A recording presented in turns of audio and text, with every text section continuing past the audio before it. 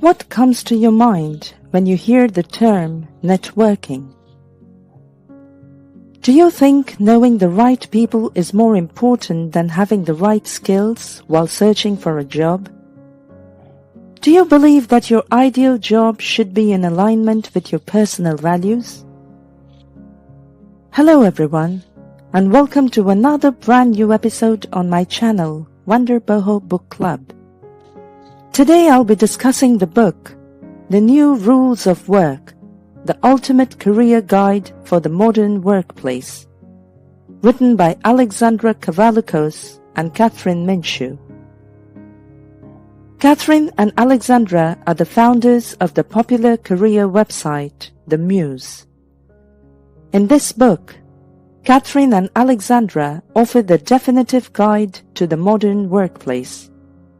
They teach you about the new rules for finding the right path, landing a high-paying job, and how to be ready at an instant when opportunity appears. If you're at a career crossroads, looking for new opportunities, or just need some direction, this book is perfect for you. It offers insight and advice on how to thrive in the new world of work. Before moving ahead, please don't forget to subscribe to my channel. Also, if you like this video, please go ahead and buy the original book using the link given in the description box. Part 1. Figure out your personal values and make sure the role you want aligns with them. If you're in college and are about to graduate, it is time to think about what kind of job you want.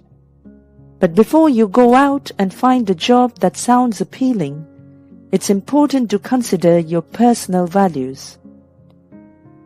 Values are the core of who you are and what you want in life.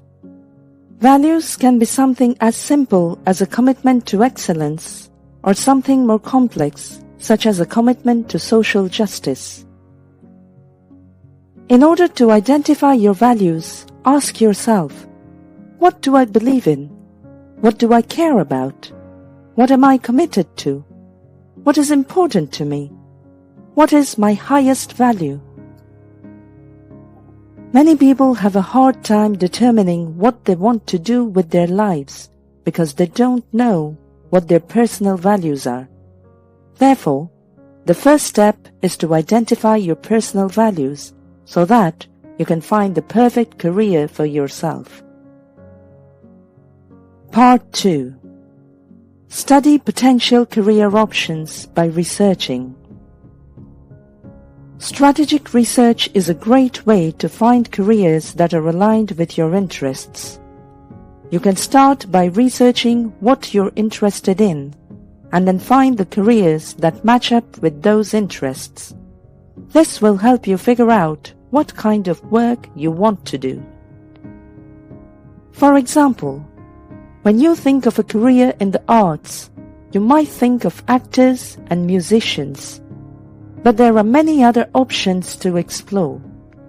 For example, if you're interested in performing on stage, but don't want to be an actor, you could try theater production or stage design. If you have an interest in fashion and textiles, but don't want to be a designer or stylist, there are still plenty of options for careers in fashion. Once you know what kind of company and role you're looking for, it's important to clearly show potential employers that you're a good fit for them. Part 3. Personal branding can help you attract clients and strengthen your career. A personal brand is an important part of your career. A personal brand is the sum of a person's actions, words, and thoughts. It is the image that people have of you and what they think about you. To develop a personal brand, you need to identify your strengths and then develop content that showcases them. You should also be prepared to talk about your accomplishments and the skills that you have to offer in order to build a strong personal brand. There are many ways to develop your personal brand, but one of the most effective ways is by using social media platforms like LinkedIn, Facebook, or Twitter. These platforms are great for showcasing your personality and sharing your interests with others. However, traditional social media templates can sometimes limit your creativity, so people looking for more freedom in how they represent themselves often need to go independent and create their own website. Part 4. Change your approach to networking. Social media is a great way to network with people who share your interests. It can also help you find new opportunities, connect with industry influencers, and keep up with the latest developments in your field. There are many ways to use social media for networking purposes. You can follow people on Twitter, like their Facebook posts, comment on their Instagram photos, or join their LinkedIn group. You can also create your own content on social media and share it with the people you want to reach out to. Remember that you don't need a huge professional network. You just need the right one. It's not about who you know, it's about who you know that can help you. For example, if you're a freelancer and want to be successful, it is important that you build a network of professionals in your field. This will help you with everything from finding clients to getting feedback on your work. But there are also benefits for when things don't go as planned. If one client decides not to pay, or if your computer crashes and takes all of your work with it. With a large professional network, you will have someone else who can help out in these situations and keep things moving forward smoothly. Part 5. Create a strong first impression by writing an extraordinary cover letter. One of the most important aspects of the job application process is your CV and cover letter.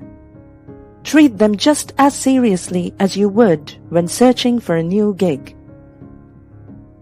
In order to make a good first impression, it's important to have a resume that is up to date and highlights your skills and experience. It is also important to have an updated LinkedIn profile that has a professional photo and current information on the top of the page. However, it's not just about the content of the resume, it's also about how the resume looks. You want to make a good first impression, and you want to be sure that it is obvious to the hiring manager that you are a professional and competent candidate. Keep in mind that some hiring managers will only spend up to 6 seconds on your application, so make sure that everything is clear and easy to read. Don't be afraid to negotiate. The work does not end with a job offer.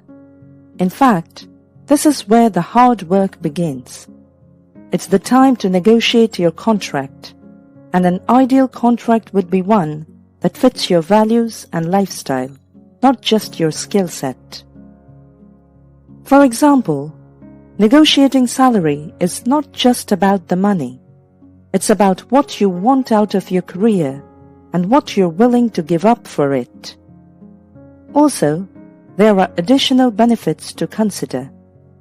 It can be tough to negotiate a salary, but you might be able to ask for a better job title. Something as simple as this can help with that next job search of yours. Finally, say no if you're not convinced that the job is a good fit. A bad workplace can hugely affect your happiness and personal growth in the long run, so don't take a job that does not feel right for you. The negotiation process is a two-way street that can take time, but the reward of getting the perfect contract for yourself is worth it in the end. Part 7. Choose the right communication channel. Technology has given us the tools to communicate with each other from anywhere in the world. However, it is important to keep in mind that not all channels are equally effective for all purposes. If you want to be successful, you need to know how to choose the right communication channel and nurture relationships across your company. Some of the most common communication channels are email, phone calls, instant messaging, social media, and video conferencing. Each one of these has its own strengths and weaknesses. Email is a good choice if you want an asynchronous communication channel where people can take their time with their responses. Phone calls are great for quick conversations or if you need to get feedback quickly on a specific issue or problem. Instant messaging is best when you need a quick response but don't want it as soon as possible. Finally, video conferencing is best for face-to-face conversations or if you need to see a person in different locations. Also, it's important to nurture relationships at all levels. Everybody has valuable wisdom to share. Even the new hires have something to offer. By listening to and learning from every employee, you will be able to get a better understanding of the company. This will allow you to find out what is going well and what needs improvement. Part 8. Develop your strengths by identifying what you need to improve and growing those skills in the future.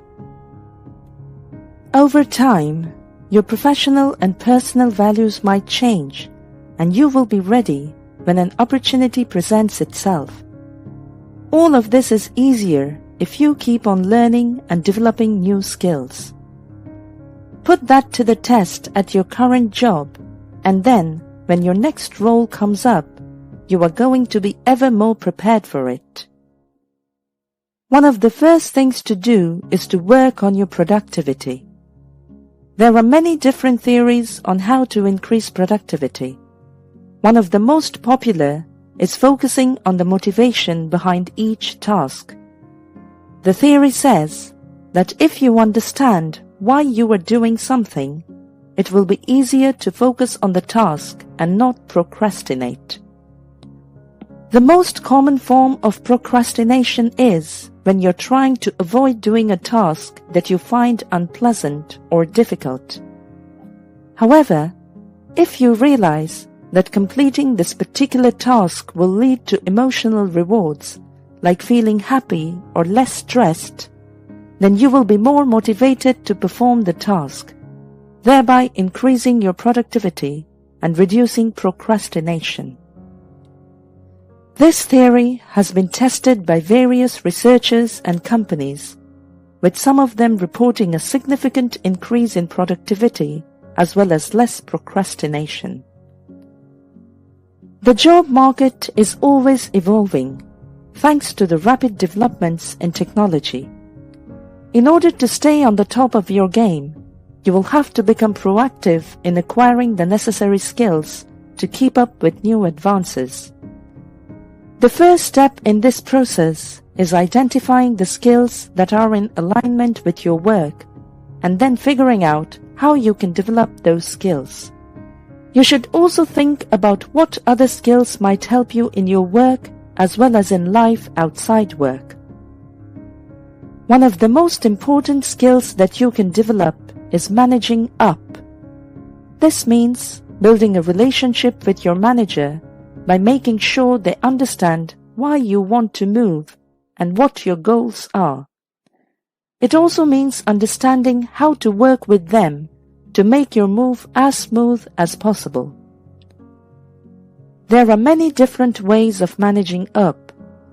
One way is to be proactive about the career moves you want in the future. This can be done by talking to your boss about what you want and how they can help you get there. Another way is to make sure that your boss knows about all the projects that you're working on, as well as any successes that you have had so far. Conclusion. Understanding what your values are and exploring them is essential to being happy and satisfied at work. Take time every few years to explore, understand, and reflect on what you value most. Also, stay up to date with skills and learn how you can work well with different people in your business, even at different levels. Following these simple yet profound tips will enable you to acquire a wealth of skills and achievements and take your professional career to unprecedented heights. Thank you for watching this episode. Please don't forget to subscribe. Your comments, likes, and shares are highly appreciated. See you soon in our next episode.